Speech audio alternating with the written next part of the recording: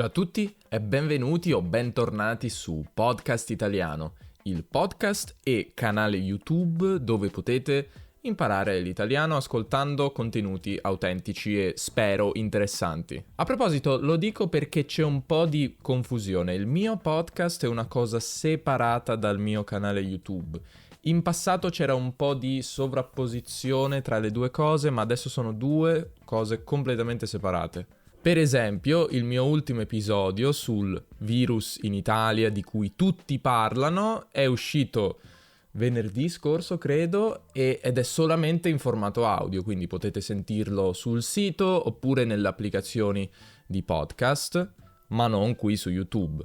Podcast Italiano è il nome con cui è nato questo progetto, quindi lo uso anche qui su YouTube, anche se non è un vero podcast. Beh, forse ci sono anche i video podcast, quindi in teoria questo è un video podcast, ecco perché si chiama Podcast Italiano anche su YouTube. Ho chiamato questo video, non lo so come ridiventare italiano o qualcosa di questo genere, devo ancora decidere il titolo del video, perché negli ultimi tempi ho ricominciato ad ascoltare un sacco di contenuti in italiano, in un certo senso di riconnettermi con la lingua italiana, lingua ma anche cultura italiana in un certo senso. Sì, perché come forse voi sapete io sono appassionato di lingue straniere e negli anni ne ho imparate alcune, anche se adesso non sto imparando nulla praticamente, sono diciamo in una fase un po' di pausa, devo capire bene cosa voglio fare di questa mia passione. E come sapete, e se non lo sapete è utile saperlo,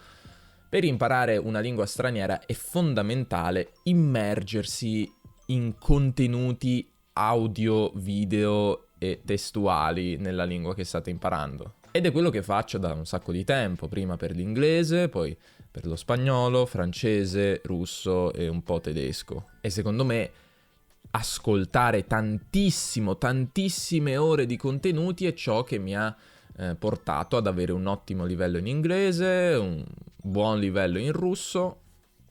A proposito, non so se si vede,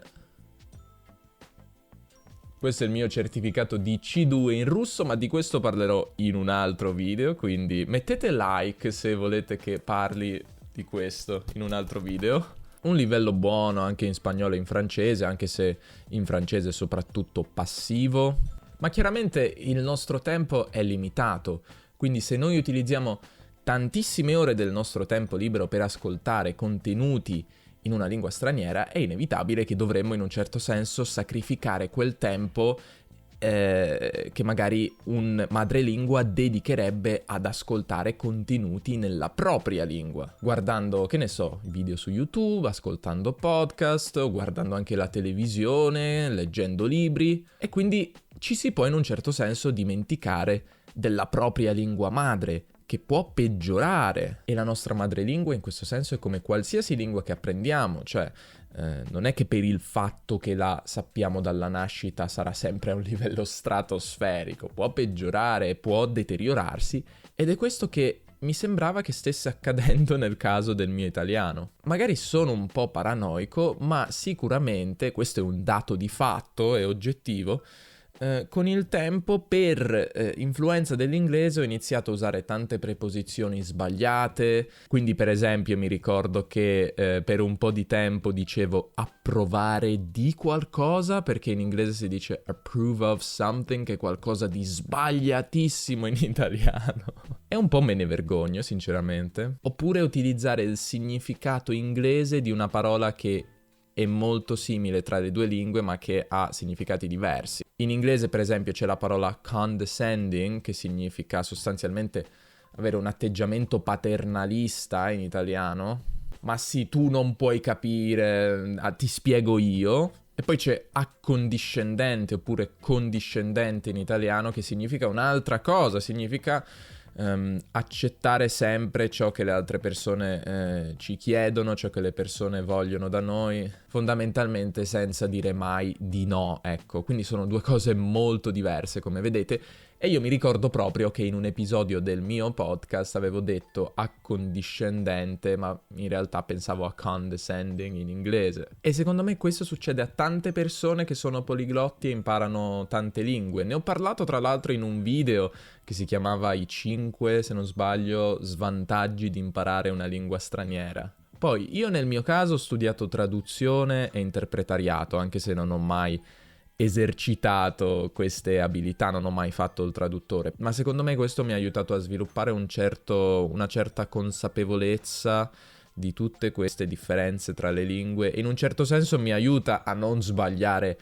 troppo oppure ad accorgermi dei miei errori in un secondo momento. Ma si dice in italiano questa cosa o me la sto inventando? Si dice davvero oppure la sto dicendo perché l'inglese sta influenzando il mio modo di parlare? Secondo me questa situazione ha iniziato ad aggravarsi quando ho smesso di fare lezioni all'università, che praticamente era...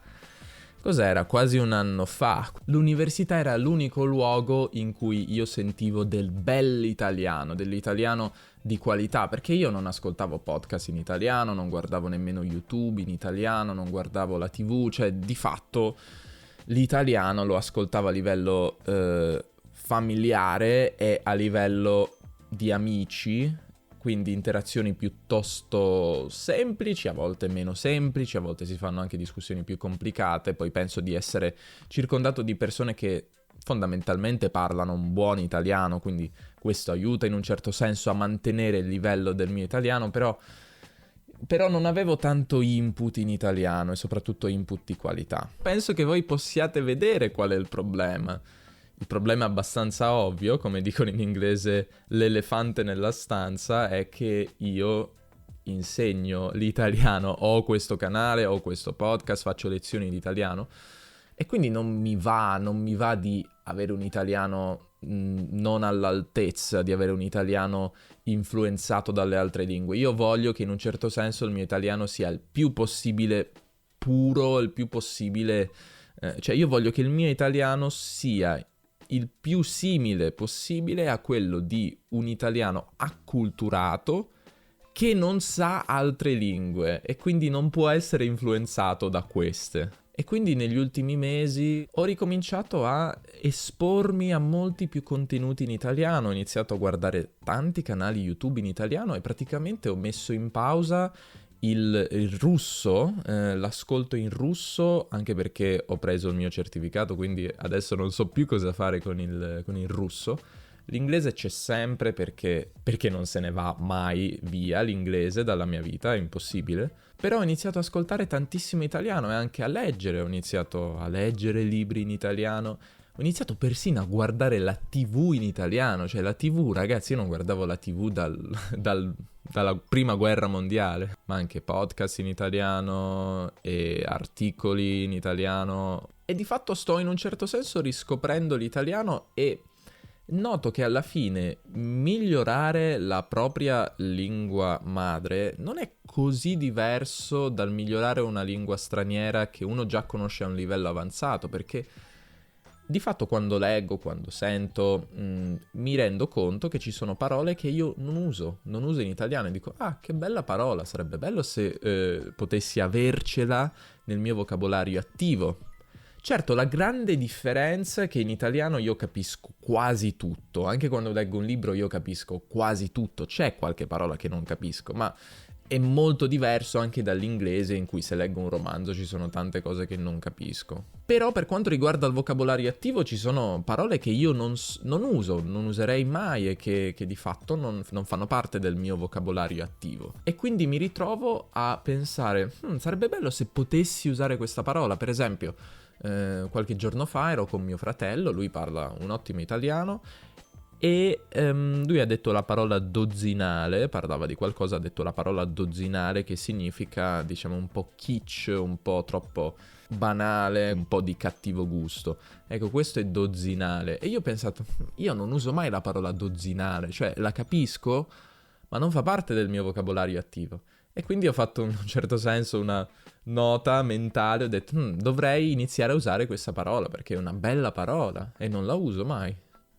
E questo mi succede abbastanza spesso, quotidianamente. Vi ho già parlato in passato di Richard DeLong, che è un poliglotta non molto conosciuto, che aveva fatto una presentazione al Polyglot Gathering di qualche anno fa. A proposito, io sarò al Polyglot Gathering di quest'anno se qualcuno ci va. E lui, tra le tante cose, in questa presentazione diceva che la scala CEFR, quella che va dall'A1 al C2, non è sufficiente perché in realtà anche avere un C2 non significa sapere la lingua come un madrelingua che la sa molto bene. E infatti lui proponeva di aggiungere 2 livelli oltre al C2, un livello D1 e un livello D2. E anche 2 livelli inferiori all'A1, ma non parliamo adesso di questi. E lui spiegava che un parlante madrelingua che diciamo è in contatto quotidiano con la propria lingua e magari ascolta anche contenuti di qualità, ha un livello di 2, ma quel livello può scendere, per esempio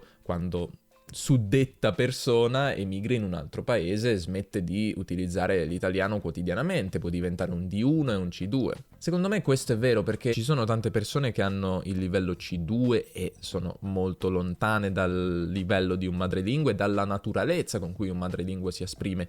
Non parlo solo dell'accento, ma di tanti aspetti sintattici, grammaticali, di naturalezza, di slang, tante cose di questo tipo. Il mio C2 in russo, non so se poi ho davvero un livello C2 oppure no, C1, C2, quello che è molto lontano, anche se fosse C2 dal modo in cui si esprime un madrelingua russo, per naturalezza, per il fatto che io faccio tanti errori che non farebbe mai un madrelingua. Ecco, se accettiamo questo modello esteso fino al D2, potremmo pensare che forse il mio italiano aveva iniziato un po' a scendere, magari verso il D1, ecco. Adesso non significa che non sapessi parlare in italiano, se no non avrei mai fatto un podcast con 200 episodi e quasi 100 video. In un certo senso il messaggio che volevo passarvi con questo video è quello che anche nella nostra lingua possiamo peggiorare oppure possiamo anche migliorare, quella è la buona notizia.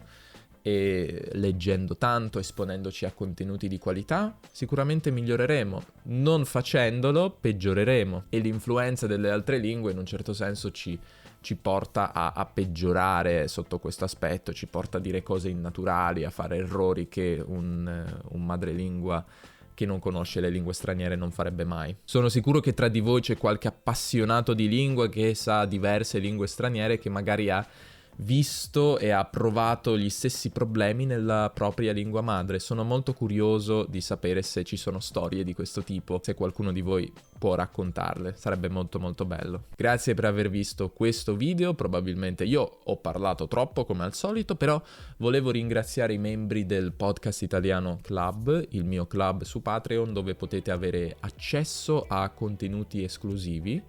E il contenuto esclusivo che più fa gola ai membri del club è il podcast esclusivo 3 parole, ovvero un podcast che io faccio per ogni video e ogni episodio del podcast principale che faccio, cioè faccio un episodio bonus per ogni video e per ogni episodio, in cui prendo 3 parole che ho detto nel video o nell'episodio e le spiego, faccio tanti esempi, parlo della loro etimologia, se c'è qualcosa di interessante da dire. Di fatto poi diventano tipo 35 parole, non sono mai 3 parole effettivamente, però questo piace molto. Anche per esempio la trascrizione PDF di tutti i video, se i sottotitoli non vi bastano, e l'audio dei video se la musica vi dà fastidio. So che a qualcuno non piace, a me piace e preferisco averla perché rende un pochino meno soporifero il video secondo me, ma capisco benissimo se vi dà fastidio. Per avere l'audio, Podcast Italiano Club. Grazie per avermi seguito e guardato fin qui e noi ci vediamo nel prossimo video. Ciao ciao.